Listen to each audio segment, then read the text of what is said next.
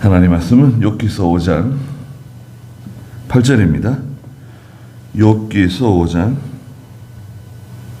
8절 말씀부터 보겠습니다. 나 같으면 하나님께 구하며 내 일을 하나님께 맡기겠다. 하나님은 크고 측량할 수 없는 일과 기이한 일을 헤아릴 수 없이 행하시니.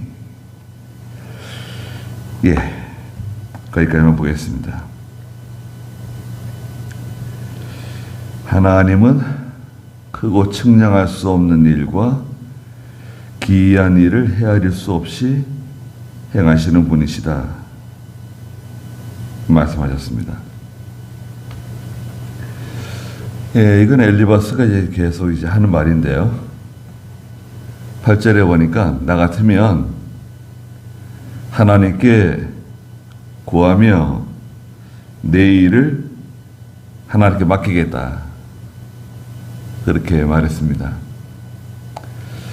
그래서 이제 엘리바스는 욥이 하나님께 진정으로 회개하고 바로 서면 참 좋겠는데, 이렇게 고난을 당하면서도 죄를 깨닫지 못하고 하나님을 통해서 해결받지 못한다, 이렇게 생각한 거죠.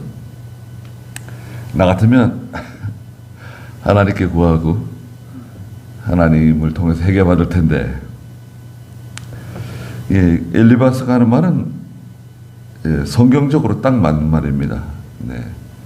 하나님께 구하면 하나님께서 해결해 주시고 또 하나님이 도와주시죠. 근데 이제 욥에게는 사실은 적용이 안 되는 거죠. 욥에게는 사실 이게 해당 사항이 없어요. 욥은 하나님께 늘 기도하고 또 하나님께 통회하고, 말씀드린 것처럼 그 성도는 기본적으로 환난을 당하고 고난을 당하면 자동적으로 하나님께 엎드리고 하나님께 회개하고 하나님께 구하게 돼 있어요. 회개하라 그래야 회개하고 또 돌아서라 그래야 돌아서는 게 아닙니다. 우리 예수 믿는 성도들은 자기가 알아요. 우리가 압니다. 하나님께서 원하시는 것이 무엇인지, 하나님이 기뻐하시는 것이 무엇인지 보통은 이제 자라난 성도들은 다 이제 알고 있죠.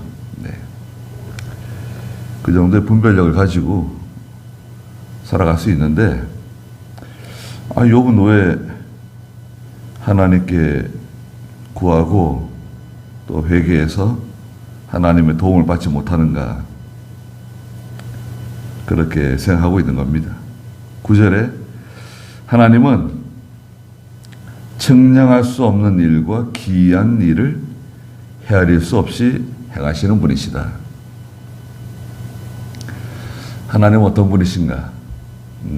하나님은 크고 측량할 수 없는 일, 사람이 측량할 수 없는, 어떻게 보면 감당할 수 없는 그런 일을 행하시는 분이시죠. 또 기이한 일을 헤아릴 수 없이 행하시는 분이십니다. 놀랄만한 참 기이한 일을 행하시는 분이세요. 하나님께서는 우리를 이렇게 인도하시는 하나님이시잖아요. 하나님은 우리를 인도하시는 하나님이세요. 하나님께서 말씀을 통해서 인도하시고 또 우연찮게 또 우리를 인도하세요. 하나님께서 저희를 사랑하시기 때문에 하나님은 기이한 일을 헤아릴 수 없이 우리 가운데 많이 행하시는 분이십니다. 하나님을 의지하는 사람은 복이 있는 사람이에요. 기도하는 사람은 하나님 반드시 도와주세요. 또 10절에 땅 위에 비를 내리시며 밭에 물을 공급해 주시는 하나님이시다. 네. 땅에 비를 내리시는데요. 이 비는 또 이슬, 땅의 비와 이슬은 하나님의 은혜를 상징하죠, 보통. 시편 68편 9절에서 한번 읽어주시겠어요? 시편 68편 9절. 하나님이시여 주께서 흡족한 비를 내리셔서 주님의 유업이 곤비할 때 그것을 견고하게 하셨습니다. 네. 하나님이시여 주께서 흡족한 비를 내리셔서 주님의 유업이 곤비할 때 그것을 견고하게 하셨다. 이 비는 하나님의 은혜예요. 은혜의 단비로 하나님의 교회, 하나님의 성도를 견고하게 해주세요. 예수 믿는 성도는 은혜를 먹고 사는 사람들입니다. 우리가 뭐 세상에 물질로 사는 사람들도 아니고 물질을 우리가 부정하거나 뭐 물질을 천대하는 거 아닙니다. 물질도 중요한데 물질은 우리가 살아가는데 일종의 도구예요. 도구고 그것이 필요가 아니에요. 하나님께서는 우리에게 은혜를 주셔서 살아가게 하신다. 또 에스겔 34장에서는 은혜의 단비, 하나님의 은혜의 단비를 마치 장맛비처럼 우리에게 부어주신다. 은혜를 풍성하게. 거기도 읽을까요? 에스겔 34장 26절. 내는 그들과 내 언덕 사방에 복을 주어 때를 따라 비를 내릴 것이니 그것이 복된 소낙비가 될 것이다. 네, 복된 소낙비.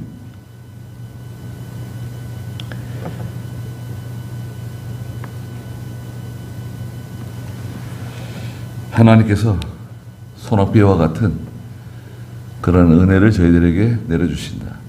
그러면 좋은 거죠.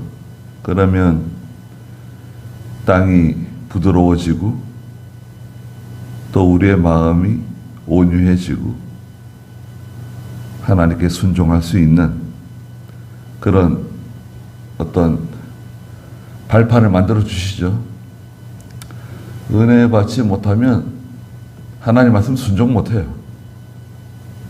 네, 그렇지 않겠습니까?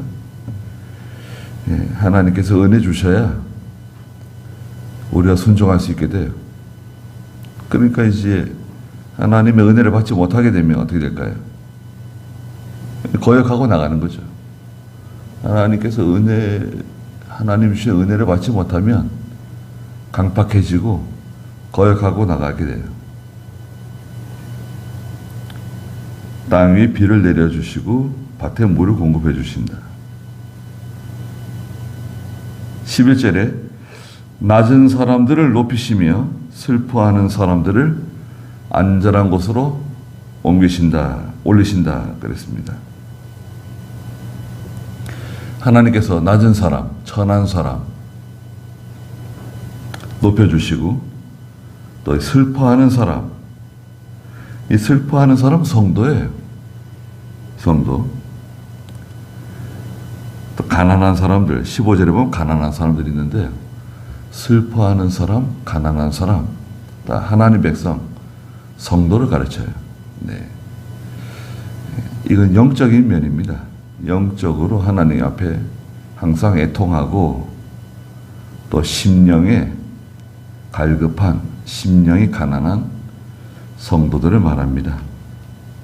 슬퍼하는 사람들을 안전한 곳으로 올려주신다. 하나님이 보호해 주시고 또 지켜주세요. 낮은 사람들 하나님이 사용하십니다. 겸손한 사람들. 사울도 겸손할 때 하나님께서 부르셨죠. 이스라엘의 초대 왕으로 세워주시고, 다윗도 겸손한 사람입니다. 네.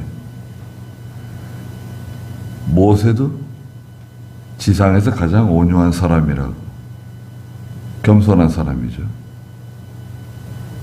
미디안에서 40년 동안 양을 치면서 낮아졌습니다.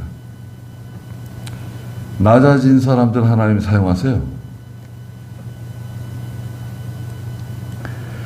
이 낮아진 사람들은 여기 슬퍼하는 사람들 다 마찬가지인데요.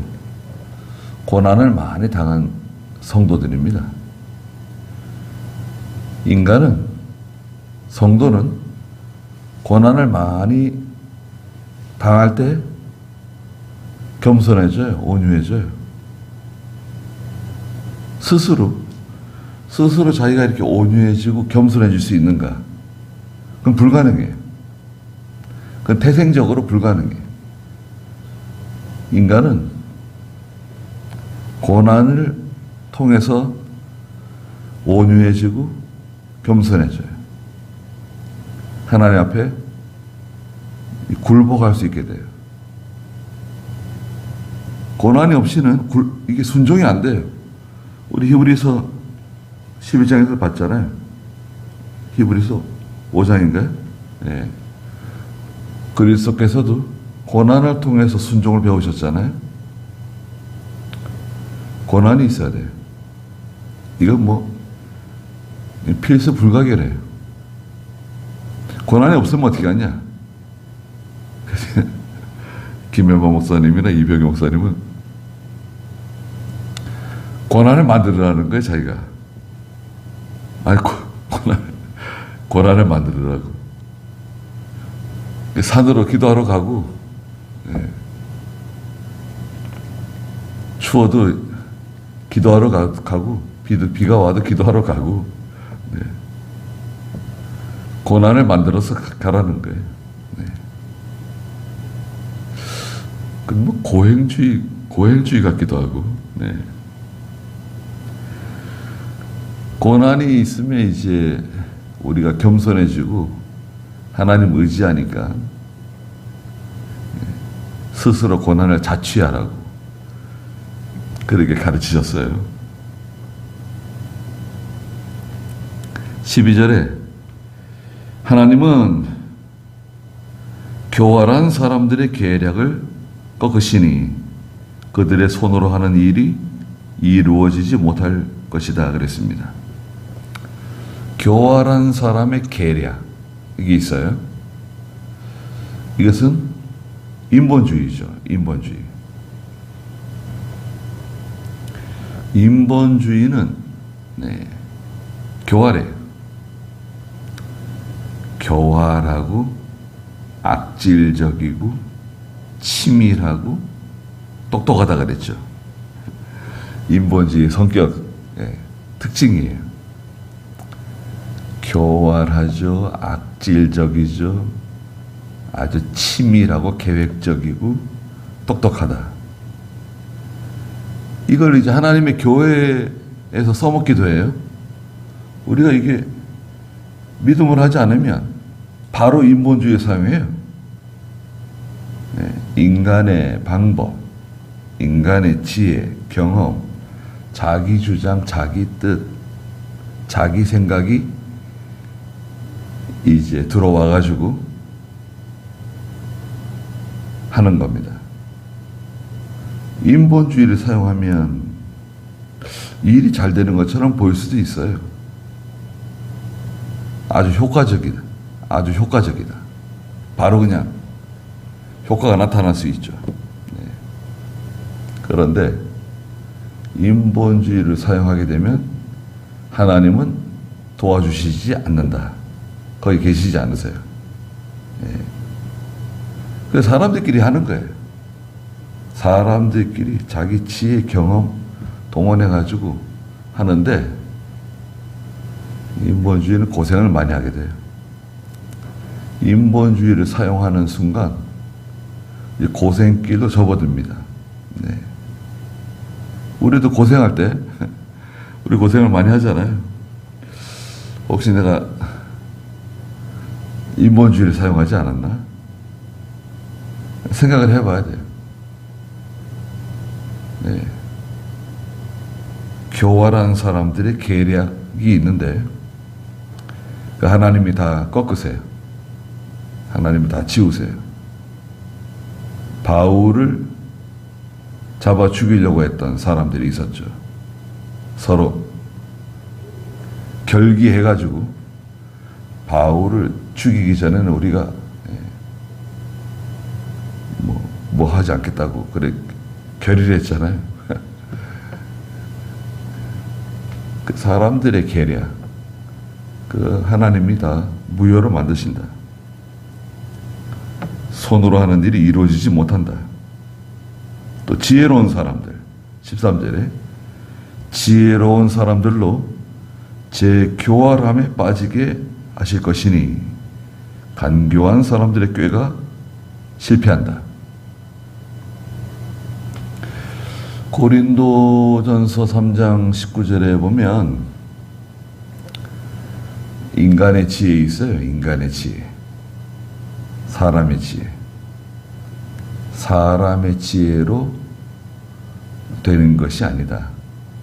하나님께서는 사람의 지혜를 무효로 돌리세요. 그래 한번 읽어볼까요? 고린도전서 3장 19절.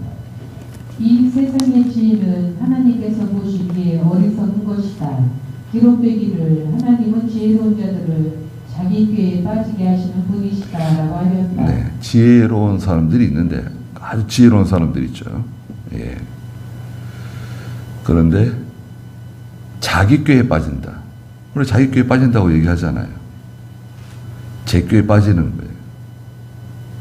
근데 상당히 지혜로운 그 방법, 또 수단, 굉장히 지혜로운 사람들인데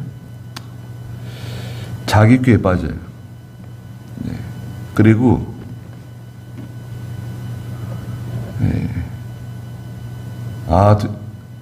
이제 됐다.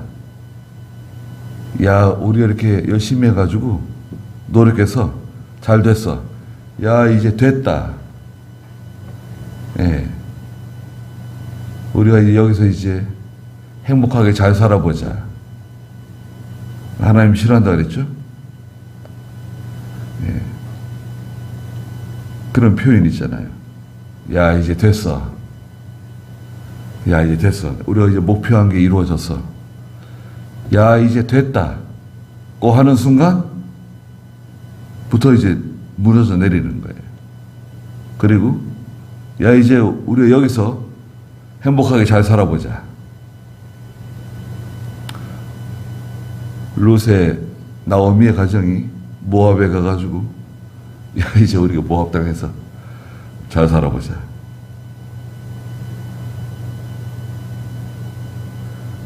하나님이 싫어하세요.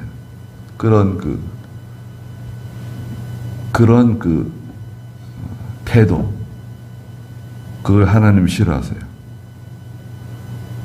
그런 말이 이제 우리가 나오잖아요. 그게 우리 마음 속에서 나오는 거잖아요. 마음 속에서. 하나님이 없어도 우리는 이만큼 할 수 있다. 하나님이 없이도 우리는 잘 살 수 있다. 행복해질 수 있다. 예. 하나님 싫어하세요. 그래서 지혜로운 사람들이 많이 있는데 제 교활함에 빠져가지고 실패하게 된다. 14절에 그들은 낮에도 암흑을 만나고 한낮에도 밤처럼 더듬고 다닐 것이다. 네, 이거 참 무서운 말입니다. 낮에도 암흑을 만나요. 캄캄해요. 한낮에도 밤처럼 더듬고 다닌다. 길을 찾을 수가 없어요. 길, 어디로 가야 될지, 무엇을 해야 될지, 내가 지금 어디에 와 있는지, 내가 이거 지금 잘하고 있는 건가? 내가 이거 잘못하고 있는 건가? 알 수가 없어요. 캄캄하니까요. 길이 안 보여요. 내가 지금 어디에 있는지 종잡을 수가 없어요. 그 얼마나 위험합니까?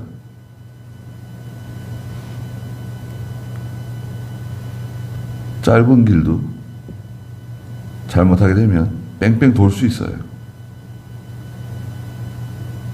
짧은 길. 이스라엘 백성이 이집트에서 출발해가지고 모세의 인도를 받아가지고 가나안 땅으로 가잖아요. 신명기 1장에서는 직선거리 있잖아요. 곧장 가나안 땅으로 가는데 그 길은 10하루길이라 그랬어요. 10하루길? 그런데 왜 40년 걸렸죠? 아니, 그 길은 10하루길인데 하나님께서는 이스라엘 백성들을 40년 동안 광야에서 뺑뺑 돌렸어요. 아니, 사람을 이렇게 뺑뺑이 돌린다 그러잖아요. 왜 사람을 뺑뺑 돌려가지고 고생하게 만들고 힘들게 만들고 괴롭게 만들고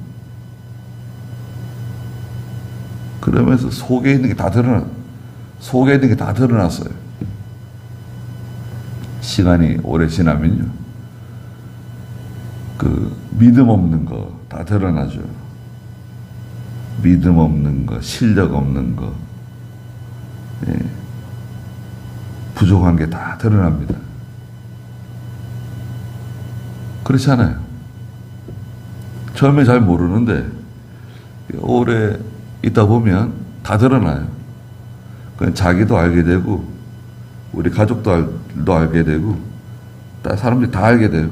처음에는 뭐 대단한 것 같은데 좀 지내다 보면 오래 있다 보면 다 드러납니다. 그렇잖아요. 네. 하나님께서는 곧장 직선으로 가면 잘 되는 것 같아요. 요셉이 아버지의 심부름 갔잖아요. 야, 저기 형들 저기 세겜에 가가지고 형들 좀 돌아봐라. 어떻게 잘 지내고 있는지. 도단으로 갔다네요. 도단으로 또 쫓아갔어요. 아니, 그 아버지 심부름 오는 동생을 잡아 죽이려고 그랬어요, 형들이. 얼마나 미워하는지요. 미운 털에 바뀌었어요, 요셉이. 근데 죽이진 않고 팔았죠. 이집트에 가가지고 종살이 했네요. 또 누명을 뒤집어 쓰고 감옥에 또 갇혔어요. 그런데 결국 어떻게 됐습니까? 결국은 하나님께서 요셉을 그 이집트의 바로 밑에, 왕권은 바로가 가지고 있지만 모든 실권을 다 요셉이라고 하는 사람에게 다 넘겨줬죠. 총리들 가운데서 수석 총리가 된 거죠. 뺑뺑 돌아가는 것 같아요. 그런데 하나님께서는 준비해 두신 게 있죠. 돌아가는 것 같지만 하나님은 이 성도에게, 하나님 백성들에게 준비해 두신 것이 있어요. 그게 뭐냐? 우리는 지금 알 수 없지만 성도는 하나님이 인도해 주세요. 그리고 이렇게 헤매지 않아요. 어둠 속에서 막 헤매는 것처럼 막 더듬고 방황하고 갈팡질팡하고 우왕좌왕 이렇게 할까 저렇게 할까 그렇게 하지 않습니다. 성도는 분명해요. 아니, 뚜렷해요. 네. 어떤 것이 옳은 것이냐, 어떤 것이 바른 것이냐, 어떤 것이 참이냐, 어떤 것이 진리냐, 어떤 것이 하나님께서 원하시는 것이냐. 분명하게 알려주세요. 확실해요. 그러니까 거기서 들어가는 그런 에너지, 굉장히 스트레스 받고 고민하고 갈등하고 방황하고 사실은 그게 다 비용이에요. 네. 그리고 어떤 기업을 하는 사람들은 그 회장이라든지 사장이 그 결정하는 거 있잖아요. 결정 잘못하면은 자기 그 직원들까지 다 고통당하잖아요. 구조조정해야 되고 뭐 회사가 넘어갈 수도 있고 망할 수도 있고. 결정이 굉장히 중요하잖아요. 근데 하나님께서 인간의 지혜로 하는 사람들 암흑을 만난다. 15절에 하나님은 가난한 사람들을 강한 자들의 칼날 같은 입과 손에서 구원하실 것이다 그랬습니다. 가난한 사람들 나왔죠? 가난한 사람들. 하나님의 성도들이다. 하나님의 백성들이다. 심령에 가난한, 갈급한 하나님의 백성들. 강한 자들의 칼날 같은 입, 또 강한 자들의 그 손에서 구원하신다는 거예요. 둘 다 가지고 있어요. 강한 사람은 이 칼날 같은 입, 아주 그 무서운 날카로운 입, 강한 손, 어떤 권력, 세력, 어떤 무력 이런 것을 가지고 있는데 거기서 건져내신다는 거예요. 하나님 건져주세요. 그러므로 16절에 힘없는 자에게 소망이 있으며 불의가 자기의 입을 다무게 될 것이다. 힘없는 자, 네, 힘없는 자가 돼야 돼요. 힘없는 자가 돼야 하나님이 도와주세요. 내가 하려고 하면 하나님이 도와주지 않습니다. 하나님께 다 맡기고 하나님께서 하셔야 돼요. 교회든 가정이든 자녀들이든 우리가 하는 모든 일에 대해서 내가 하려고 그러지 말고 하나님께 맡기고 하나님께 소망을 두고 나가면 하나님 반드시 도와주십니다. 죄는 다 제거하고 그렇게 나가면 하나님의 도움을 받을 수 있다는 것입니다. 그래서 이 엘리바스가 깨달은 것은 굉장히 귀한 걸 깨닫는 거죠. 이렇게 말할 수 있는 사람이 그래서 엘리바스는 참 믿음 좋은 분이세요. 네. 아주 신령한 분이라고 할 수 있어요. 근데 이제 욥에게는 사실 적용이 안 된다. 우리에겐 적용되는 거죠. 우리가 이제 엘리바스가 하는 말은 다 맞는 말입니다. 네. 예. 거기까지 하고